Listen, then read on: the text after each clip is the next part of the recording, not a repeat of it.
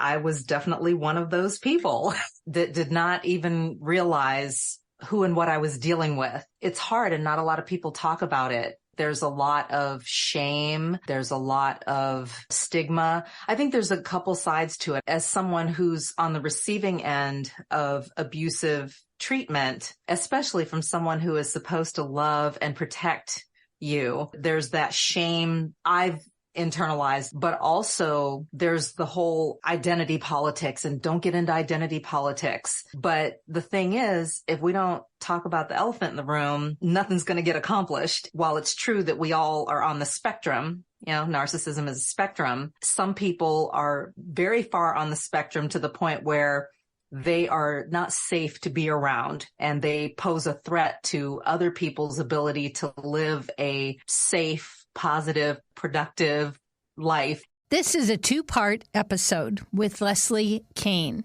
Her life got interrupted, but she said yes to helping others, to creating a podcast. If you have felt like you want to do a podcast or publish a book, go to CoachLori.com and get all the details for my next class. Has your life, your dreams been interrupted? Good news. It is possible to reinvent our lives. People are doing it every day, and some are brave enough to share the struggles, disappointments, and challenges. If you are looking for a new beginning, a do-over, or to rediscover your passion, maybe even find a new one, then grab a cup of coffee and let's talk. Interrupted, Act 2, Reinventing Your Legacy, with your host, Coach Lori. Lesley Cain is a master certified health coach, certified trauma support specialist, wife, mom, plant-based, holistic enthusiast, and narcissistic abuse survivor. She is the host of the top 2% ranked podcast, The Vibrant Survivor. I'm just going to say I love it so much. Lesley helps survivors heal after narcissistic abuse. She wants survivors to transform into thrivers by disconnecting from dysfunctional relationships and prioritizing their health and well-being. She believes that when we take a holistic approach, we will break cycles of abuse, heal trauma, live intentionally, and fulfill our purpose. Welcome, Lesley. Thank you so much, Lori, for having me. I am so excited not only to hear your story. I've been in groups with you and I know a little, but I don't know it all. So like we always do, start with where you are now and the wonderful life you're living now with all the amazing things you're doing. I feel more authentically me than I think I felt in my entire life, probably since childhood. I'm loving it. I am building a life and creating memories with my family that are just amazing.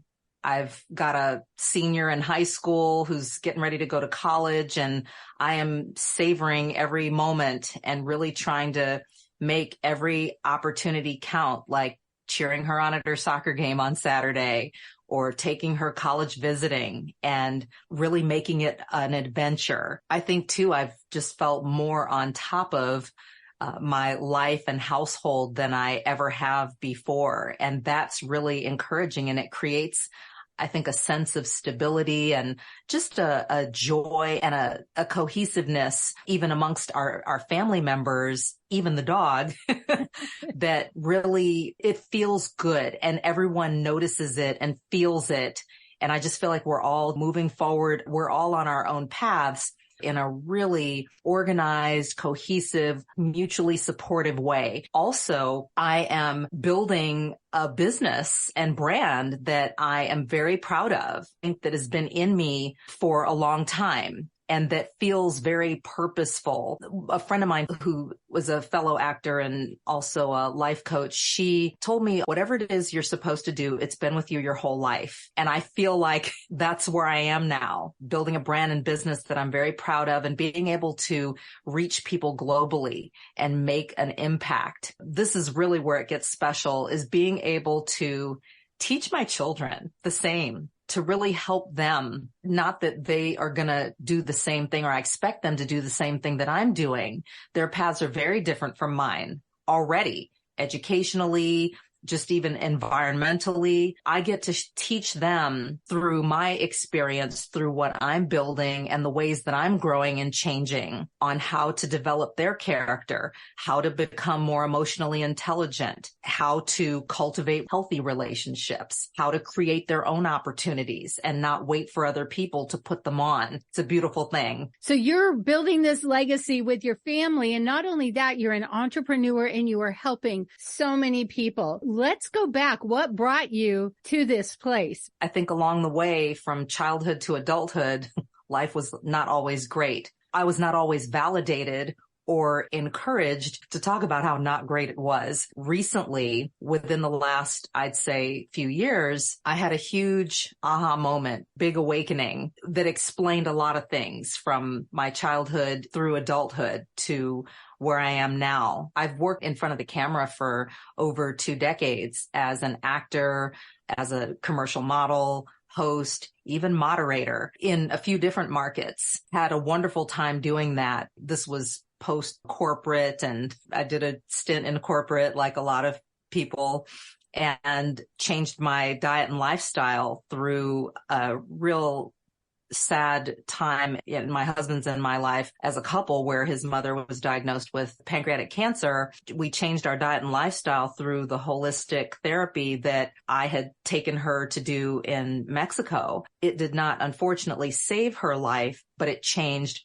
my life and our lives. My husband and I went on this journey together, but it changed my life forever. Having grown up in the Midwest, beef territory, and growing up in kind of a traditional, conventional diet eating family, this was very different for me. I was able to really transform in my health and my body, my appearance through this holistic therapy. I had never watched anyone expire before, and I watched her pass away, sadly, after fighting for her for months. I went into the healing arts because I felt like my values no longer aligned with the company that I was working for at that time. My lifestyle, my diet, all of that. I made the decision to leave corporate America and go into the healing arts. I became a massage therapist at a high-end spa. After working in that field for a while, I also simultaneously started commercial modeling and acting. When I started a family, the massage kind of dropped off. Physically, I couldn't do it. The modeling and acting continued, and I got to do a lot of wonderful projects, work with some amazing people, went to LA, worked there. I spent a couple decades in front of the camera. A few years back, I had been asked to moderate some panel discussions at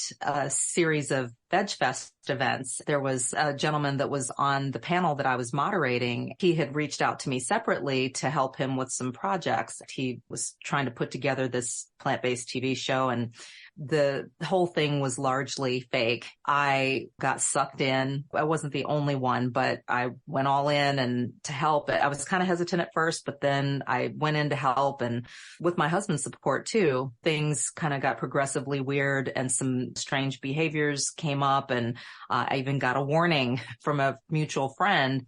This guy lies a lot. Be careful. Watch your back. And initially I wasn't experiencing that. So I was like, you know what? I appreciate you telling me that, and I'll keep an eye out, but that hasn't been my experience. Literally within a few weeks, things really unraveled and culminated in just a horrible tragedy where he allegedly killed his family on Christmas. When I was contacted by a friend of mine to see if I was okay to check on me, I had no idea. And he just sent me a link to a news story. That was my introduction to some really hardcore PTSD. I have never experienced anything like that in my body ever. I was in the gym, so I was already working out. I was having a great workout, doing some strength training, and I literally dropped down from doing pull-ups. I sprinted to the locker room and I hyperventilated on the floor for like 20 minutes. And they had to send somebody in the locker room to come get me because I think a friend of mine saw me run out of the gym, saw that I was visibly upset and shocked, and sent someone into the locker room after me. This girl who worked at the club held me in her lap for like 20 minutes while I hyperventilated. I had never had an experience like that. It was like I had no control over my body. They had to call my husband to come get me. And I mean, it was horrible. That was a huge event. And the thing is that trauma trauma is not just a one-time event, but it doesn't have to be. Certainly there are those one-offs. That was definitely like a huge event, but also it can be kind of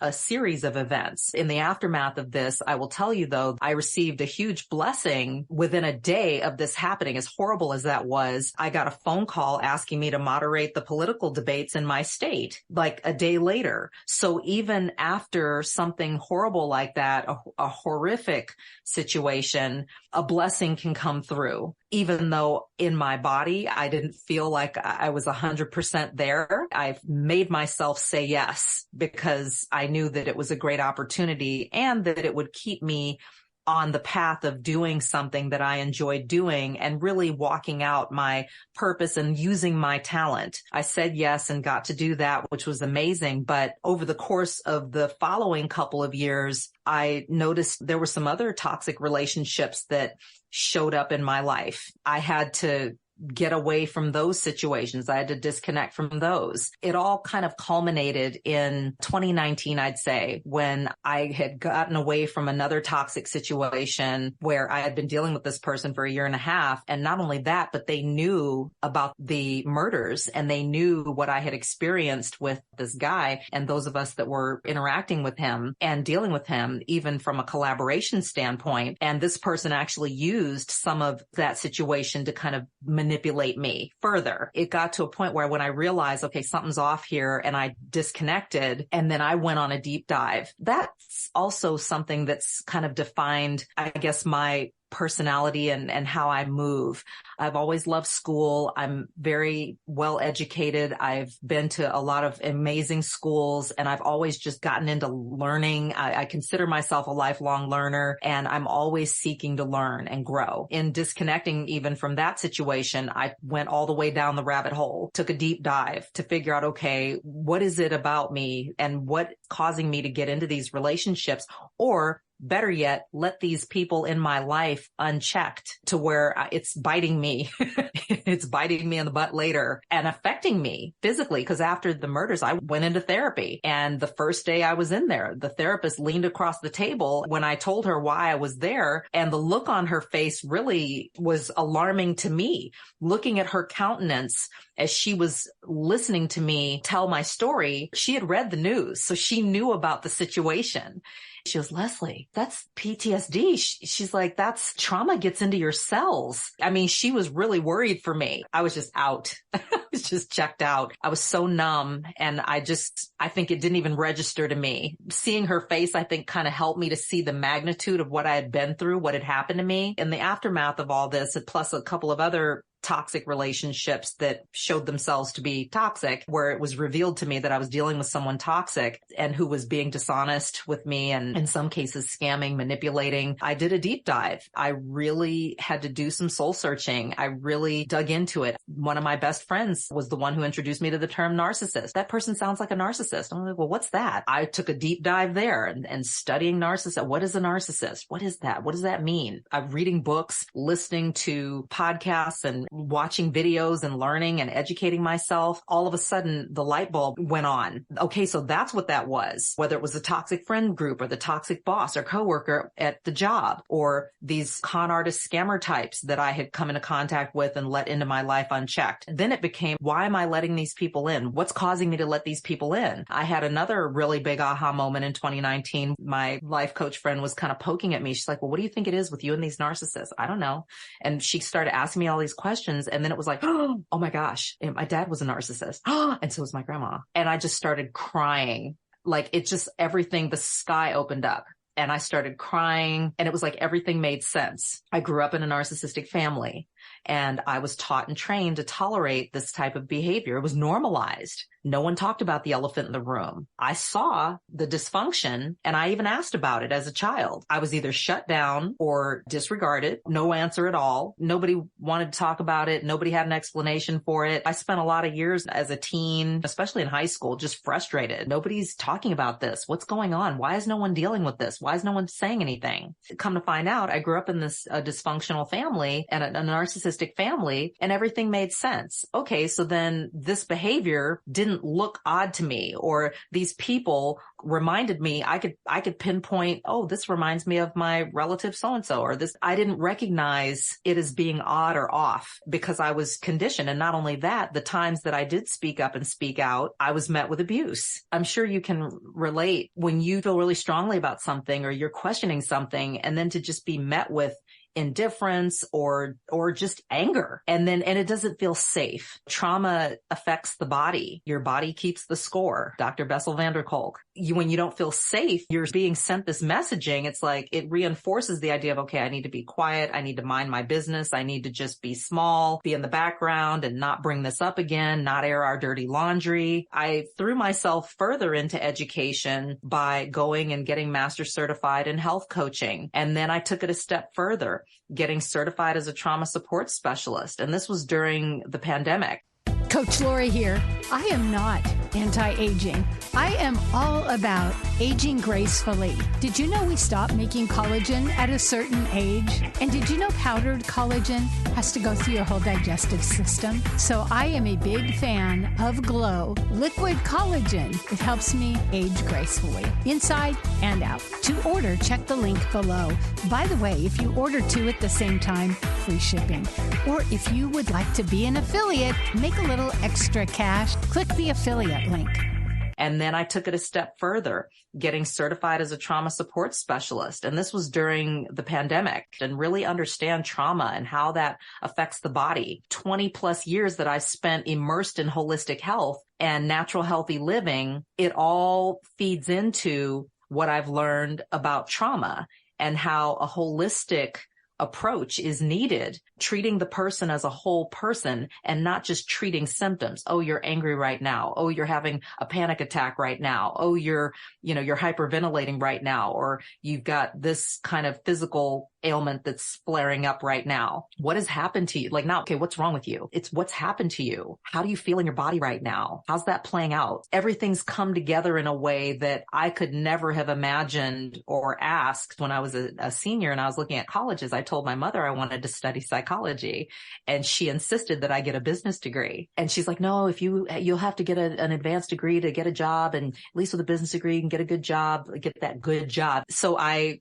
did go into business school, but it's funny because here we are decades later and I have immersed myself in psychology. So it's like, I knew what I wanted to be. All these other messages and all of this manipulation and toxicity in all of that, I've got lost in the muck and the mire of all of that and the dysfunction and the bullying and the silencing to dampen my truth or to tone down my truth, whether it was like who I am or what I was seeing around me. That definitely impacted my ability to really know who and what I was dealing with, but also too, to just trust my gut and to be able to trust my own intuition. What am I seeing? What's going on? And to be able to be able to tune in with what's going on with my body, feelings of not being safe, or listening to those messages of danger or threat, or even that something's a little off. Maybe it's not completely dangerous, but maybe it's just a little off to where, you know what, this isn't the healthiest for me. Even through that, I've been in groups, you and I have met in a group, and that's really positive. And this has been one of the best communities. There's a lot of healing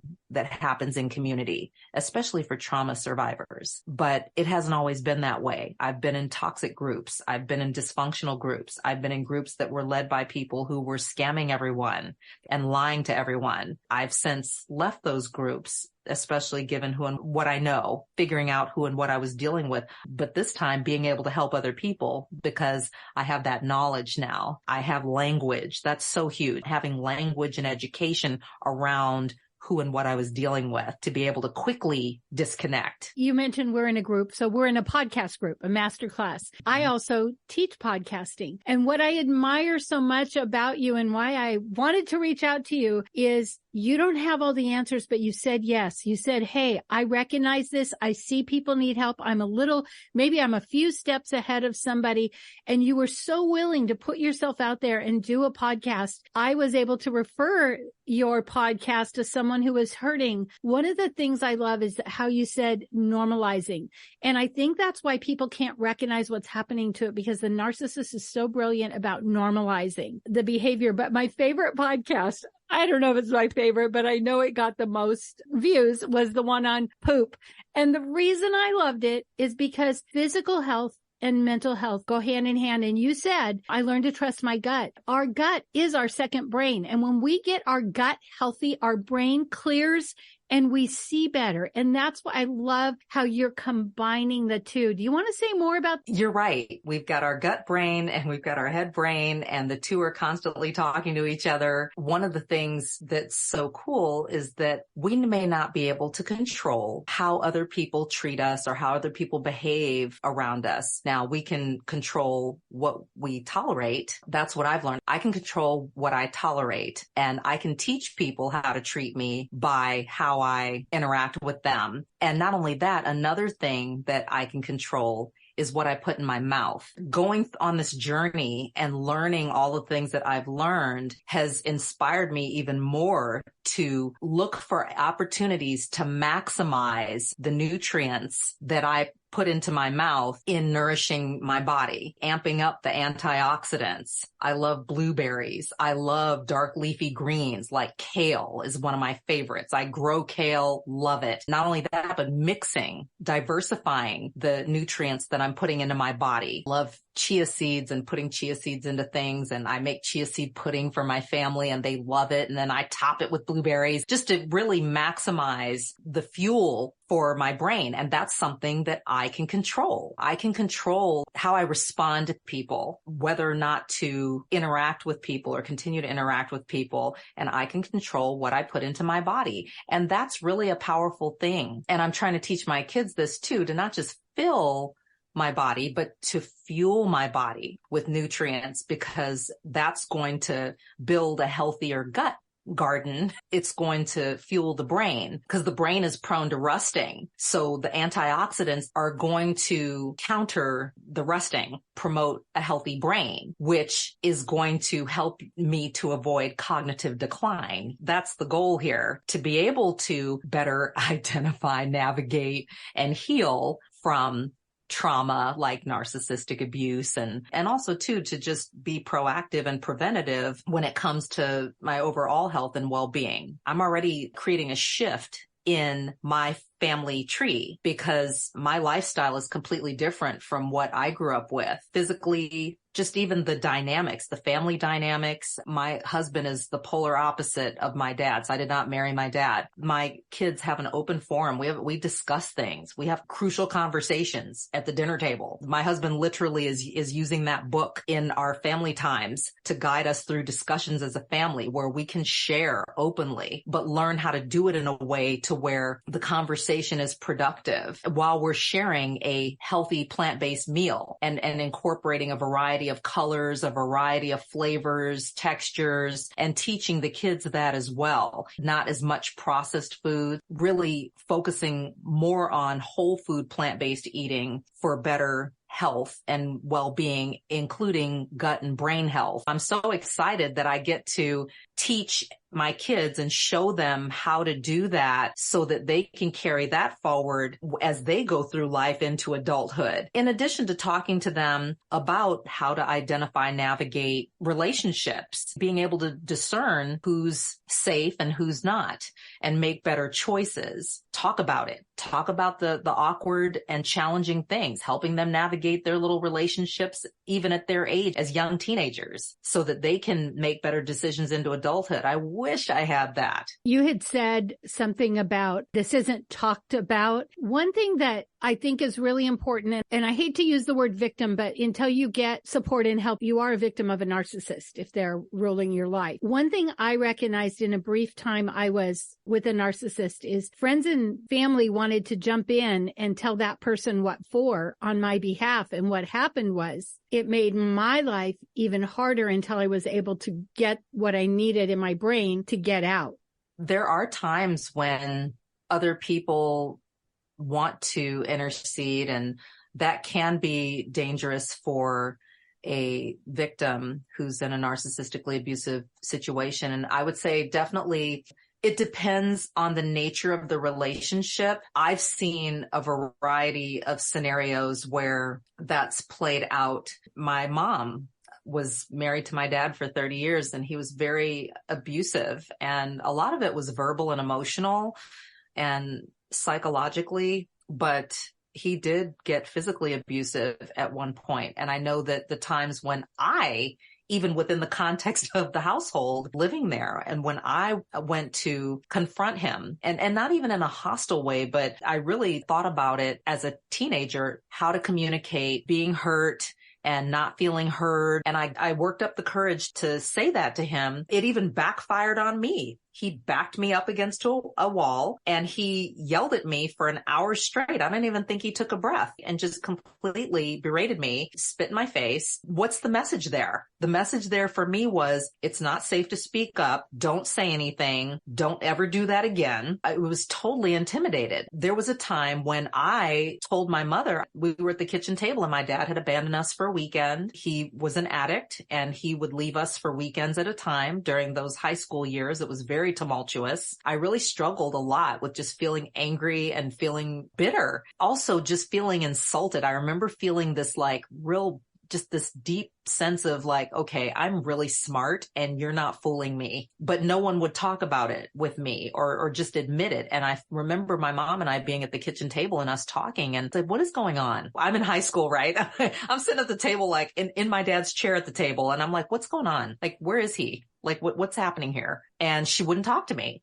And I was like, is it another woman? She's like, no. I mean, I'm playing the guessing game. And then finally I was like, is it drugs? She's like, yeah. I was like, okay, well, can we pack our stuff up and leave and go start a new life? So I'm trying to suggest that, hey, let's go. She shut me down. And we talked about it later. I reminded her of her shutting me down. She's like, you cannot make me do this. You will not make me, you guys need your dad, especially your younger brother. You cannot make me leave him. You cannot make me divorce him. Again, I got shut down, but in a different way. And my mom's always been my cheerleader. But at that time, she wasn't there. My brother would have the same conversation with her years later. He was like, look, why don't you do something about this? It was at that point that she took action and got my dad out of the house. Do you crave sugar? Are you tired? Do you have brain fog? Exhausted all the time? Imagine an enzyme that turns glucose into fiber to help with sugar cravings, exhaustion, brain fog, even weight loss. It's called Transform. Email me at lacoach@comcast.com to get your hands on this amazing enzyme. Lesley's story is riveting. If you have ever dealt with a narcissist, you're definitely going to want to tune in for part 2. If you love this podcast, here's a big ask. Will you share with your friends and family, subscribe, give us a review, and a 5-star rating so that others looking to reinvent their lives will be able to get the help they're looking for? Thank you in advance.